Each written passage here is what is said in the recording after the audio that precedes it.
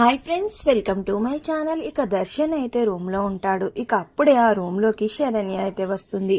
వచ్చి ఏంటండి ఓ తెగ మెలికలు తిరిగిపోతున్నారు, ఏంటి విషయం అని అయితే అడుగుతూ ఉంటుంది. ఇక అప్పుడు దర్శన్ అయితే వెనక్కి తిరిగిచ్చా, ఎలాంటి పరిస్థితి వచ్చిందిరా దేవుడా, మనసులోని ఫీలింగ్స్ని కూడా భార్యకి చెప్పుకోలేకపోతున్నాను, సొంత భార్య దగ్గరే ఇలాంటి కష్టాలు వచ్చి పడ్డాయి అని దర్శన్ అయితే మెలికలు తిరిగిపోతూ ఉంటాడు. ఇక అప్పుడు శరణ్య, ఏవండి మీరు మొన్న నాకు ఏదో విషయం చెప్పాలి అని అనుకున్నారు, కానీ మధ్యలోనే చెప్పకుండా ఆగిపోయారు. ఆ విషయం ఏంటి, ఈరోజు చెప్పండి అని శరణ్య అడుగుతూ ఉంటుంది. మళ్ళీ శరణ్య గుర్తు చేసి ఆ విషయం చెప్పమని అడుగుతుంది. ఇదే సరైన సమయం, ఇప్పుడే నా మనసులో ఉన్న మాటని శరణ్యకి చెప్పేస్తాను అని సంతోషంగా వెనక్కి తిరిగి, శరణ్య ఆ రోజు నేను చెప్పాలనుకున్న విషయం ఏంటంటే, నేను నిన్ను అని అయితే దర్శన్ చెప్పబోతూ ఉంటాడు.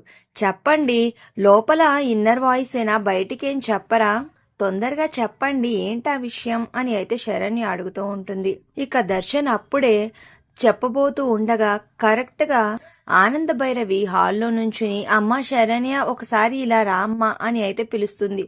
దాంతో ఒక్కసారిగా శరణ్య దర్శన్ ఇద్దరు కూడా అప్సెట్ అయిపోతారు. ఇక శరణ్య అయితే వెళ్ళిపోతూ ఉంటుంది.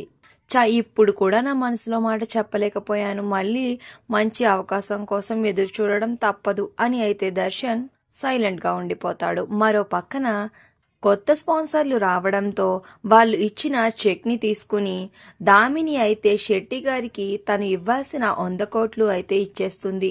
ఇక కానీ తను ఇప్పటికీ కూడా ఇంత సాయం చేసిన ఆనంద భైరవికి మాత్రం చిన్న థ్యాంక్స్ కూడా చెప్పదు. ఆనంద భైరవిని అందరూ పొగుడుతూ ఉంటే అది చూసి ఇంకా అసూయపడుతూనే ఉంటుంది.